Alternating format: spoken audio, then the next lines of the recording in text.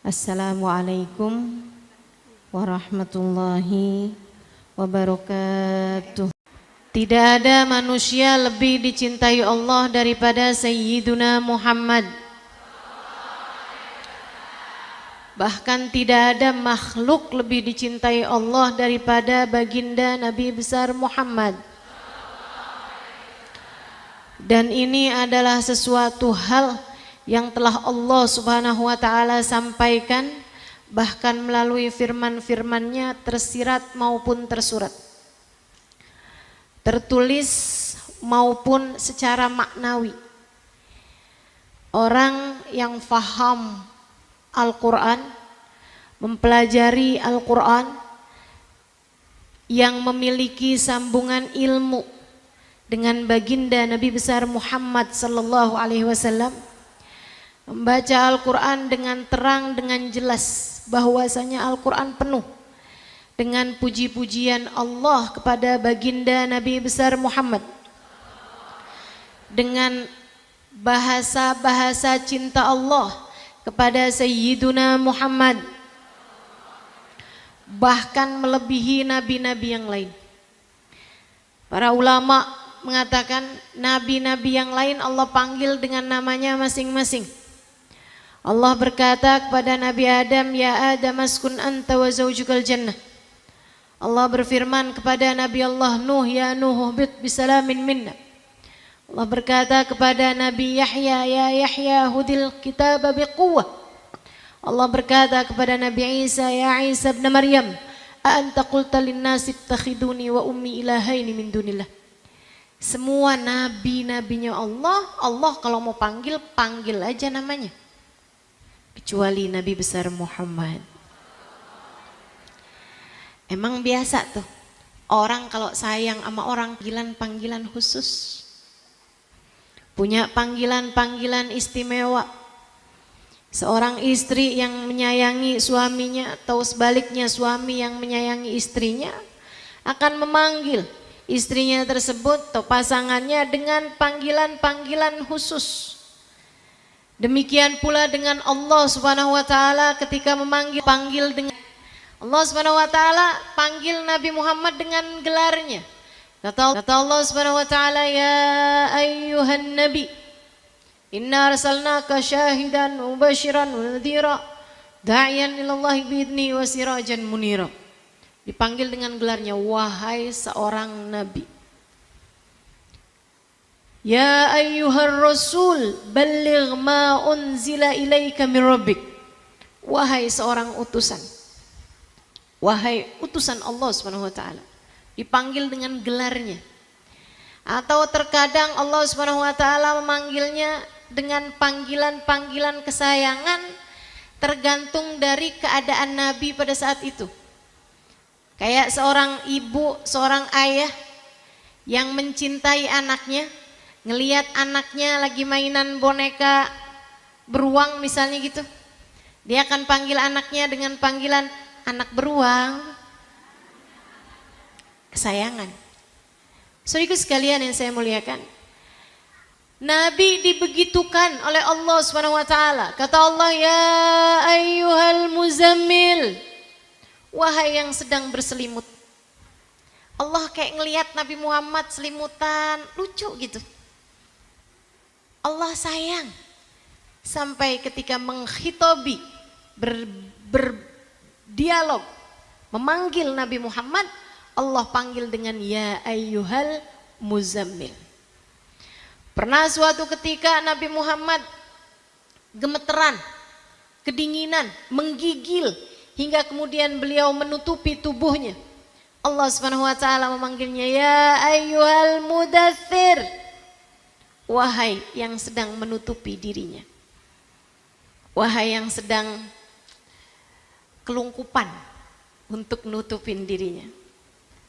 Panggilan kesayangan. Bahkan para ulama mentafsirkan Yasin wal Qur'anil Hakim innaka laminal mursalin.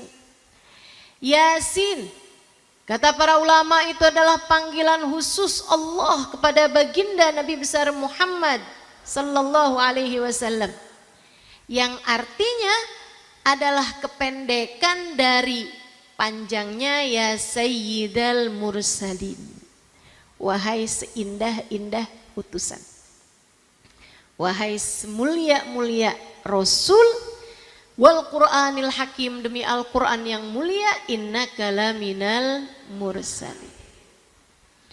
Para ulama masih menambahkan, katanya para ulama bahkan dibandingkan dengan para nabi-nabi, yang semua nabi adalah hamba-hamba paling mulia di sisi Allah Subhanahu wa taala, Allah berikan derajat yang lebih buat baginda kita Nabi besar Muhammad. Nabi Musa, Allah Subhanahu wa taala ceritakan doanya tapi tidak diceritakan ijabahnya. Waktu mintanya Allah ceritakan doanya Nabi Musa, Rabbi syrahli wa yassir li amri wahlul 'uqdatan min lisani yafqahu qawli waj'alni waziran min ahli Harun akhi ushdud bi azri ila akhiril ayat. Saudaraku sekalian saya muliakan, Allah katakan doanya Nabi Musa, Rabbi syrahli sadri, ya Allah lapangkanlah dadaku. Allah nggak ceritain ijabahnya. Waktu dia minta Allah ceritain, waktu Allah kasih nggak diceritain sama Allah. Tapi Nabi Muhammad, beliau pun meminta kepada Allah agar dilapangkan dadanya. Tapi Allah tidak menceritakan doanya, Allah ceritakan ijabahnya. Kata Allah, alam nashrah laka sadrak, bukankah telah kami lapangkan dadamu, wahai Nabi Muhammad. Beda sayangnya. Allah sayang sama Nabi Musa. Tapi sayangnya Allah kepada Nabi Musa kalah sama sayangnya Allah kepada Nabi Muhammad. Waktu minta diceritain, waktu Allah kasih nggak diceritain. Kalau Nabi Muhammad waktu dikasihnya diceritain. Masya Allah. Nabi Ibrahim berdoa di dalam Al-Quran, Rabbi la tukhzini yawma yub'atsun yawma la yanfa' mal wala banun illa man atallaha biqalbin salim. Katanya Nabi Allah Ibrahim yang Allah ceritakan dalam Al-Quran, ya Allah jangan hinakan aku di saat hamba-hambamu dibangkitkan. Nanti datang padang mahsyar ya Allah, kau akan bangkitkan hamba-hambamu, jangan hinakan aku pada saat itu, jangan kecewakan aku pada saat itu, jangan buat aku sedih hati pada saat itu. Tentu doa Nabi Ibrahim diijabah Allah. Nabi Ibrahim tidak akan dikecewakan Allah, tapi Allah tidak menceritakan hal tersebut. Nabi kita Muhammad, Allah nggak ceritain saat doanya, Allah ceritain saat ijabahnya. Kata Allah Subhanahu wa taala dalam Al-Qur'an, a'udzubillahi minasyaitonirrajim, law yauma la yukhzillahu an-nabi walladzina amanu ma'ahu nuruhum yas'a baina aydihim wa bi aymanihim. Di hari akhirat nanti, saat manusia dibangkitkan di padang mahsyar, hari itu Allah tidak akan pernah menyusahkan Nabi Muhammad. Allah tidak akan pernah mengecewakan Nabi Muhammad. Allah nggak akan bikin susah Nabi Muhammad. Allah tidak akan menghinakan Nabi Muhammad. Walladzina amanu ma'ahu, dan orang-orang beriman umat Nabi Muhammad yang bersama dengan Nabi Muhammad.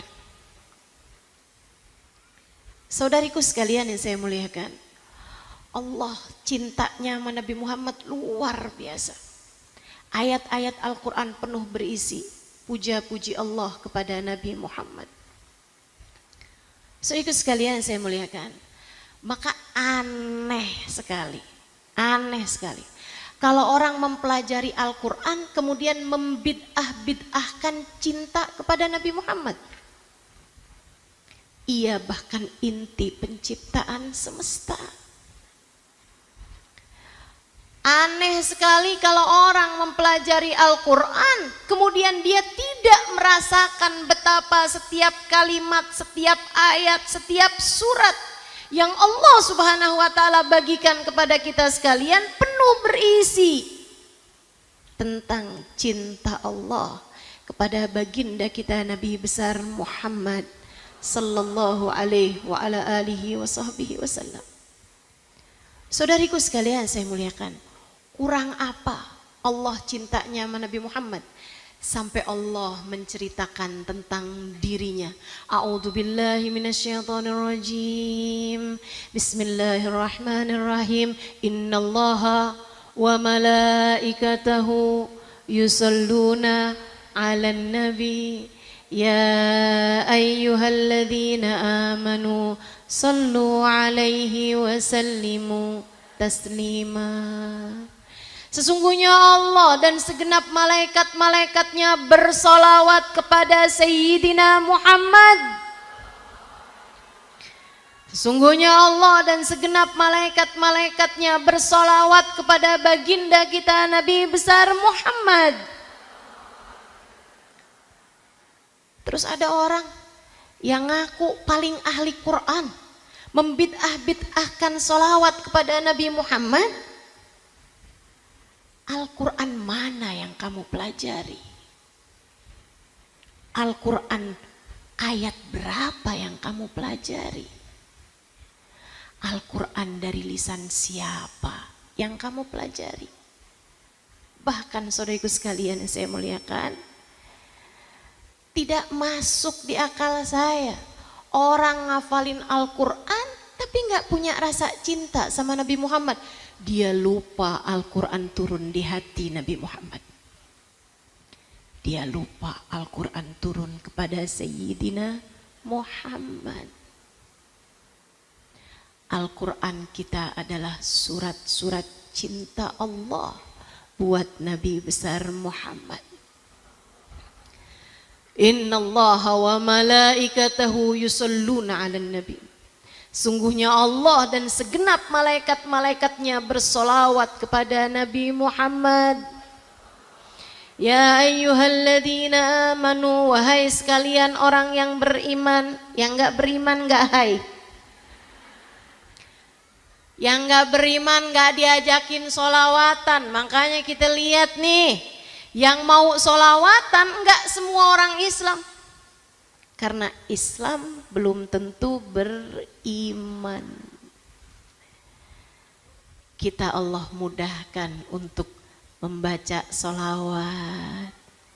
Kita Allah senangkan untuk hadir di majelis-majelis solawat.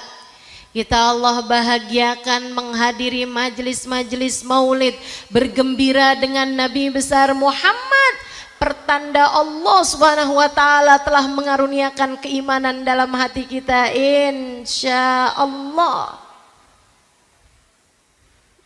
Atas hal ini kita sampaikan alhamdulillah. Alhamdulillah. Alhamdulillah. Diajakin sama Allah kita bersolawat. Ya ayyuhalladzina amanu sallu alaihi wa sallimu taslima. Saudaraku sekalian yang saya muliakan, guru saya Sayyidil Habib Umar bin Hafid pernah menceritakan, ada orang tinggal di Madinah, tiap hari sholatnya di Masjid Nabawi, subuh, duhur, asar, maghrib, isya, enggak tinggal. Bukan hanya 8 hari dapat arba'in, enggak. Dia tinggal di Madinah dekat dengan Masjid Nabi dan Masjid Nabawi. Dia sholat waktu 5-5-nya di Masjid Nabawi, tidak dia tinggalkan kecuali kalau dia sedang berada di luar kota, bertahun-tahun lamanya. Sampai satu waktu dia meninggal dunia. Disolatkan di Masjid Nabawi, dikuburkan di Baqi'. Akan tetapi setiap kali jenazahnya dihadapkan ke arah kiblat, balik jenazahnya nggak mau ngadep arah kiblat. Dihadapin lagi ke arah kiblat, balik lagi, membelakangi kiblat. Sampai ditanyakan kepada para ulama, cobain diganjel. Ganjel pakai batu, balik sama batu-batunya. Ganjel pakai kayu, balik sama kayu-kayunya. Ulama-ulama menjawab, ma arada rabbukum illa hadza fakhallu. Allah maunya emang kayak begitu, ya udah biarin aja. Maka dikuburkanlah dia dalam keadaan tubuhnya membelakangi arah kiblat. Syekh, kalau kayak gini nih artinya apa? Syekh tersebut menjawab, artinya adalah bahwa laisa min ahlil kiblah, dia bukan termasuk dari ahli kiblat, artinya bukan termasuk dari kelompok umat Islam. Artinya dia bukan umat Nabi Muhammad.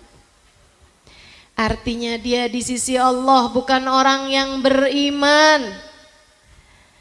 Apa sebabnya, Syekh? Saya nggak tahu. Istrinya menjawab ketika ditanya, suami saya orang saleh, sholatnya nggak pernah tinggal, bahkan selalu berjamaah di Masjid Nabawi pula. Yang mana orang sholat di Masjid Nabawi 1 rakaat senilai 1000 rakaat dibandingkan masjid-masjid yang lain. Suami saya nggak pernah tinggal sedekah, nggak pernah tinggal zakat. Suami saya haji, suami saya umroh, suami saya memberi nafkah kepada keluarga, suami saya nggak tinggal perintah-perintah Allah SWT. Suami saya nggak riba, suami saya nggak zina, suami saya tidak melakukan dosa-dosa besar. Terus kiranya kenapa dia tidak termasuk dari ahli kiblat? Sang istri menjawab, suami saya meskipun tiap hari ada di Masjid Nabawi untuk mengerjakan sholat 5 waktu, tidak pernah sekalipun berziarah kepada Nabi besar Muhammad. Dia berpikir bahwa Nabi Muhammad telah mati 1400 tahun yang silam. Dia pikir Nabi Muhammad sallallahu alaihi wasallam tubuhnya, ruhnya, syafaatnya, hubungan antaranya dengan umatnya telah terkubur bersama dengan terkubur tubuhnya di dalam tanah. Padahal kata seorang ulama, Sayyid Muhammad bin Alwi bin Abbas Al-Maliki dalam kitab Al-Insanul Kamil, beliau mengatakan bahwa Nabi Muhammad telah mati, telah meninggal dunia sebagaimana layaknya orang lain, atau bahkan sebagaimana layaknya makhluk Allah SWT yang lain. Sudah nggak ada lagi Nabi Muhammad. Sekarang, di zaman sekarang ini, sama kayak mengatakan bahwa matahari sudah tidak lagi bersinar. Sebab Nabi Muhammad adalah cahaya penerang alam semesta. Bahjatud dunya wa zinatuha, kemegahan dunia dan hiasan terindah yang ada di alam semesta ini. Sayyiduna Muhammad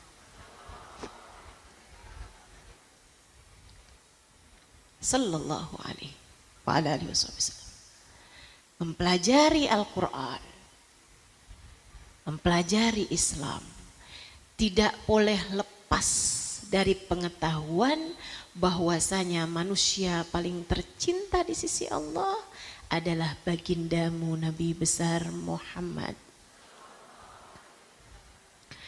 Man yuti'ir rasula fa Allah. Siapa yang taat kepada Rasulullah, kata Allah dalam Al-Quran, faqad ata Allah, berarti dia adalah taat kepada Allah. Nabi Muhammad perwakilan Allah di atas muka bumi ini. Taat kepadanya adalah taat kepada Allah. Allah begitu mencintainya. Bahkan kata Allah dalam Al-Quran, A'udzu billahi minasyaitonir rajim. Alladzina yubayyi'unaka innama yubayyi'una Allah. Yadullahi fawqa aydihim. Alladzina yubayyi'una Sesungguhnya orang-orang yang memegang tanganmu, Nabi Muhammad, membaiat kepadamu, mengadakan janji setia kepadamu, innama yubayi'unallah, dia sama saja sedang mengadakan perjanjian dengan Allah. Kurang apa? Kurang apa jelasnya ayat-ayat Al-Quran menceritakan kepada kita tentang cinta Allah kepada Nabi besar Muhammad. Bagaimana mungkin hati seseorang yang beriman tidak sekalian gak belajar agama, kamu gak ngerti gak apa-apa. Tapi kamu belajar ilmu agama, kamu belajar Al-Quran tanpa faham bahwa Al-Quran berisi cinta Allah kepada Nabi besar Muhammad. Al-Quran mana yang sebenarnya sedang kamu pelajari?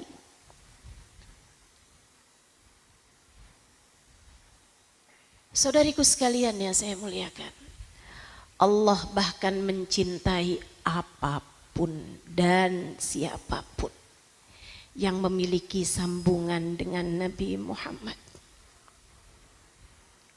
Kota yang paling dicintai Allah adalah kota Mekah dan Madinah bittifaqil ulama. Semua ulama sepakat bahwasanya kota paling tercinta di sisi Allah adalah Mekah dan Madinah. Kalau Madinah sih udah pasti. Madinah jadi Madinah karena Nabi Muhammad sallallahu alaihi wasallam. Al-Madinah huwa alladhi yunawwirha. Madinah jadi Madinah Munawwarah karena diterangi oleh Nabi besar Muhammad. Wa illa, kalau enggak karena Nabi, Madinah cuma Yathrib. Ketika Nabi sudah datang ke sana, barulah ia menjadi Madinatul Rasul, kotanya Nabi besar Muhammad.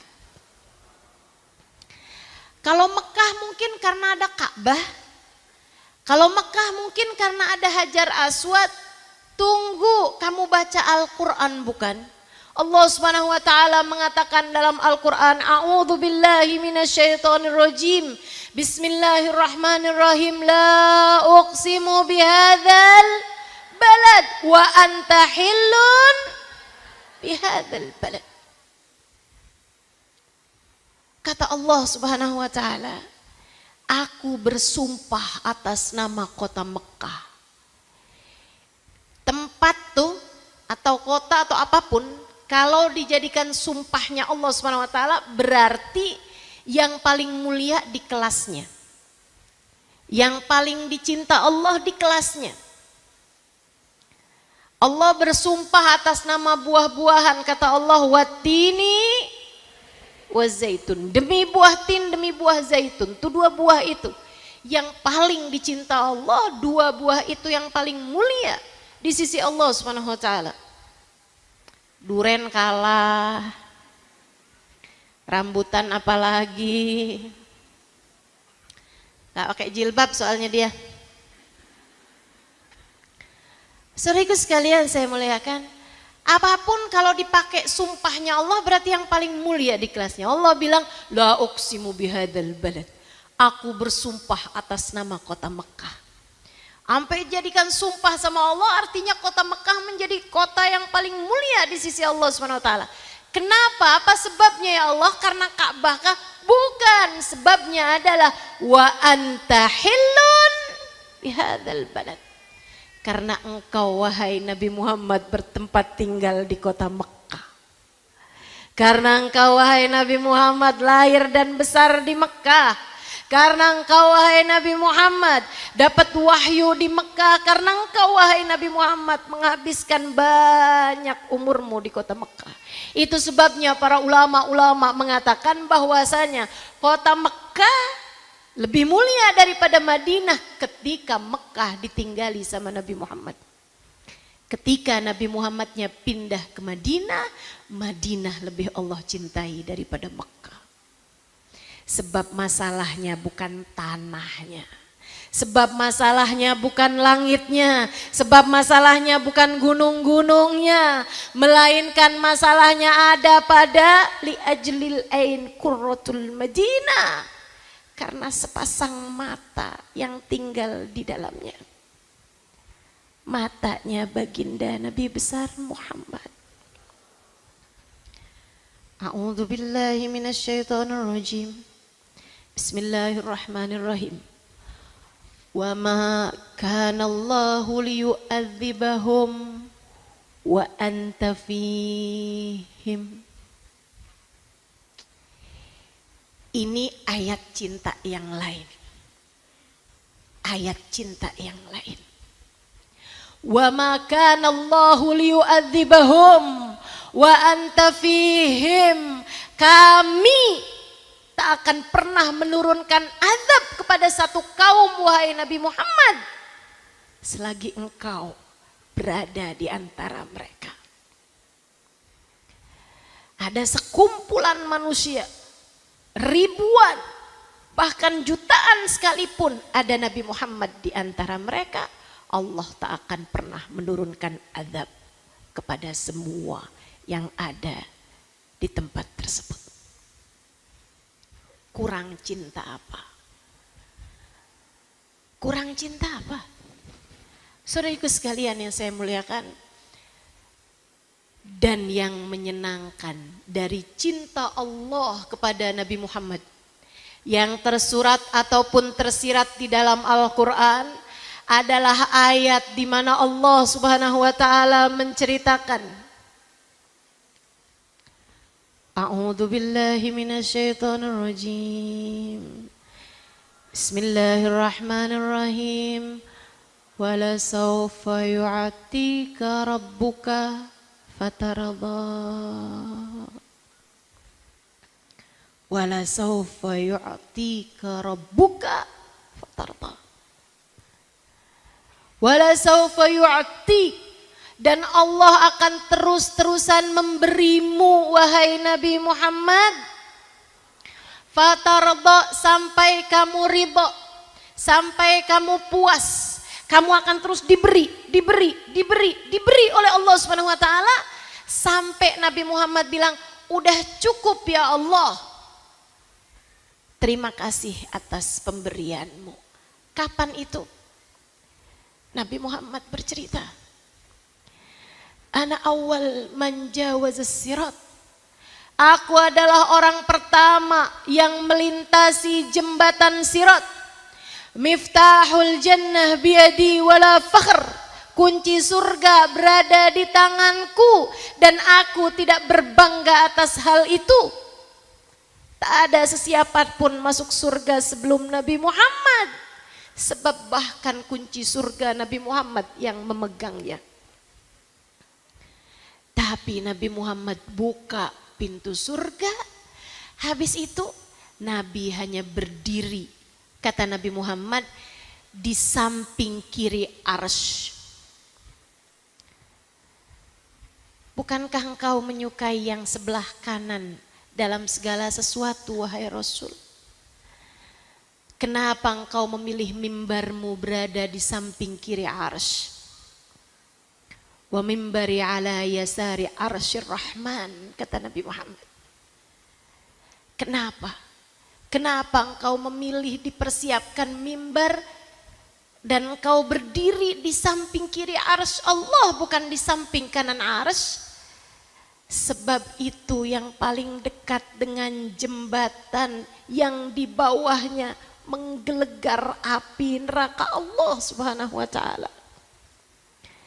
Nabi memilih berdiri di sana untuk melihat umatnya yang akan melewati jembatan sirat. Kata Nabi, apabila umatku melewati jembatan, kemudian dosa-dosa membuatnya tergelincir masuk ke dalam api neraka, jika di dalam hati umatnya tersebut punya cinta yang besar kepada Nabi Muhammad, mereka akan diperlihatkan wajah Nabi Muhammad Kemudian mereka akan mulai memanggil wa sayyidah, wa nabiyah, wa muhammadah. Sementara tubuh mereka sedang meluncur hendak masuk ke dalam api neraka. Ya Rasulullah, tolongin wahai Rasul, tolongin wahai Rasul. Nabi Muhammad mengatakan wa inni akhidun bi'ujazikum minan nar. Aku akan datang menarik lenganmu. Aku akan berdirikan kamu kembali di atas jembatan sampai kamu bisa masuk ke dalam surga Allah dengan syafaatku. Sesudah lewat umatnya di jembatan masuk ke dalam surga, Nabi Muhammad mau masuk tapi ternyata ada banyak umatnya yang sudah masuk di dalam api neraka. Memanggil-manggil Nabi Muhammad wa sayyidah, wa nabiyah, wa muhammadah. Jangan dulu Nabi Muhammad, jangan masuk dulu ke dalam surga, kami masih di sini. Dosa-dosa menghalangkan kami untuk dapat masuk ke dalam surga Allah saat ini. Nabi bercerita, fasajadtu lillahi sajdah, aku pun segera sujud kepada Allah Subhanahu wa taala, hatta qila li ya Muhammad irfa ra'sak sal tu'ta isfa'tu syafa'. Wahai Nabi Muhammad, angkatlah kepalamu, minta apa yang kamu mau, silahkan tolong siapapun yang engkau kehendaki. Berilah syafaat pada siapa yang engkau inginkan. Kata Nabi, aku pun mengangkat kepalaku. Allah kemudian bertanya, ama tardha ya Muhammad qad ubiha laka ma la ainun ra'at wala udhunun sami'at wala khatara ala qalbi bashar. Wahai Muhammad, tidakkah engkau ridha? Aku telah perkenankan untukmu surga. Tidak pernah terlihat mata, tak pernah terdengar di telinga, tak pernah terbersit di hati seorang manusia. Nabi Muhammad menjawab, terima kasih ya Allah atas surgamu, tapi engkau juga tahu aku tak dapat menikmati surga selagi umatku masih berada di dalam neraka.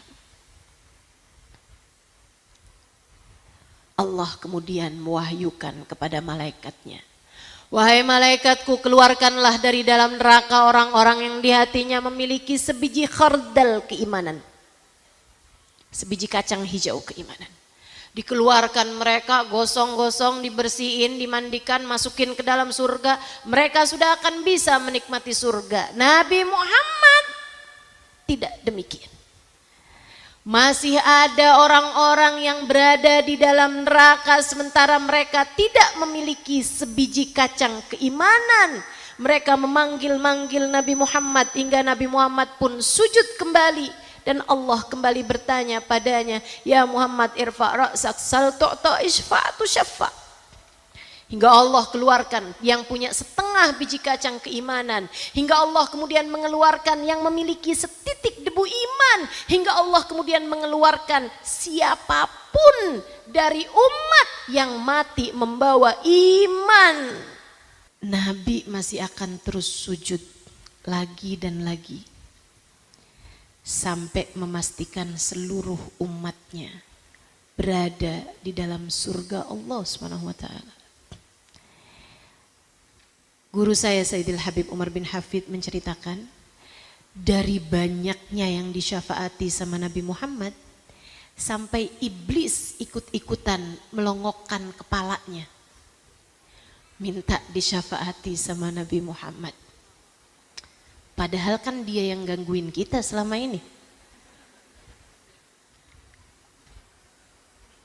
Segitunya teman-teman. Nabi itu. Nabi masih akan terusan sujud lagi sampai semua umatnya masuk ke dalam surga Allah Subhanahu wa taala. Ini makna dari firman Allah Subhanahu wa taala, wala saufa yu'tika rabbuka fatarda. Dan aku Allah akan terus memberi kepadamu wahai Nabi Muhammad. Terus memberi sampai kamu bilang, udah ya Allah, cukup ya Allah, semua umatku sudah terselamatkan. Sayyidina Ali untuk hal ini beliau mengatakan, hiya arja ayah fil Quran. Ini adalah ayat yang paling memberikan pengharapan dari seluruh isinya Al-Quran. Yang paling bisa memberikan kabar gembira adalah ayat ini, kata Sayyidina Ali. Kenapa gitu? Sebab saya tahu Nabi Muhammad enggak akan pernah bilang cukup kepada Allah selagi masih ada satu saja umatnya di dalam neraka. Sayyidina Hasan bin Thabit mengenai hal ini menceritakan dalam salah satu bait syairnya. Saya bacain syair ini. Qara'na fi dhuha wala sawfa yu'ti fasarra qulubuna dzakal ata'u fasarra qulubuna dzakal ata'u hasyaka ya Rasulallahi tarda wa fina man yu'adzabu aw yusa'u wa fina man yu'adzabu aw yusa'u. Kata Sayyidina Hasan bin Thabit, qara'na fid duha, kami baca di surat Ad-Duha, wala sawfa yu'ti, bahwasanya engkau ya Allah akan terus-terusan memberi kepada Nabi Muhammad. Fasarra qulubuna dzakal ata'u, kami sebagai umat yang beriman nih senang banget sama pemberianmu yang satu itu ya Allah, pemberianmu kepada Nabi besar Muhammad sallallahu alaihi wasallam. Kenapa gitu? Hasyaka ya Rasulullah tarda, karena kami tahu engkau wahai Rasulullah tak akan pernah ridha. Wa fina man yu'adzabu aw yusa'u, sementara ada di antara kami umatmu yang sedang disiksa atau sedang berada dalam keadaan mengenaskan. Nabi cinta kepada kita umatnya, Allah cintanya luar biasa kepada Nabi Muhammad. Maka alhamdulillah kita jadi umatnya Nabi Muhammad. Alhamdulillah kita jadi umatnya Nabi Muhammad. Alhamdulillah kita jadi umatnya Nabi Muhammad. Tugas kita hanya tinggal satu aja. Pandai-pandai mensyukurinya, biar kamu ditetapkan jadi umat Nabi Muhammad sampai kamu mati. Tugas kamu hanya perlu satu aja. Syukuri nikmat ini. Hargai Nabi Muhammad. Sayangi Nabi Muhammad. Patuhi Nabi Muhammad. Cintai Nabi Muhammad. Yang nurut sama Nabi Muhammad. Agar kamu dilihat Allah sebagai seseorang yang mampu mensyukuri nikmat. Agar nikmat tersebut tidak tercabut dari dalam hatimu. Sebab Allah mengatakan la in syakartum, kalau kamu syukuri bakal ditambahi. Wala in kafartum, kalau kamu ingkari, kamu sia-siakan kenikmatan tersebut. Inna adzabi lasyadid, sungguhnya azabku sangat pedih. Sayyidina Muhammad Al-Bagir mengatakan wa awwalul adzab, awal dari azab tersebut adalah dicabutnya kenikmatan yang telah Allah berikan selama ini karena seseorang tidak pandai mensyukurinya.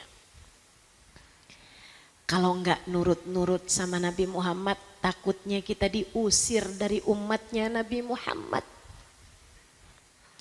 Kalau enggak cinta sama Nabi Muhammad, takutnya dipecat dari umat Nabi Muhammad. Kalau kamu tidak pandai menghargai, menghormati Nabi Muhammad, tidakkah kamu takut kamu akan dikeluarkan dari rombongan umat Nabi besar Muhammad? Dan jika itu terjadi, Allah tak peduli meskipun berapa banyak ibadahmu, Allah tidak peduli meskipun seberapa banyak ilmumu, Allah tidak peduli bahwa jika andai kamu hafal seluruh Al-Quran sekalipun. Pandai-pandailah mensyukuri Nabi Muhammad. Mudah-mudahan semua yang hadir jadi umatnya Nabi Muhammad. Ditetapkan Allah jadi umat Nabi Muhammad. Sampai mati bawa predikat, bawa gelar umat Nabi Muhammad.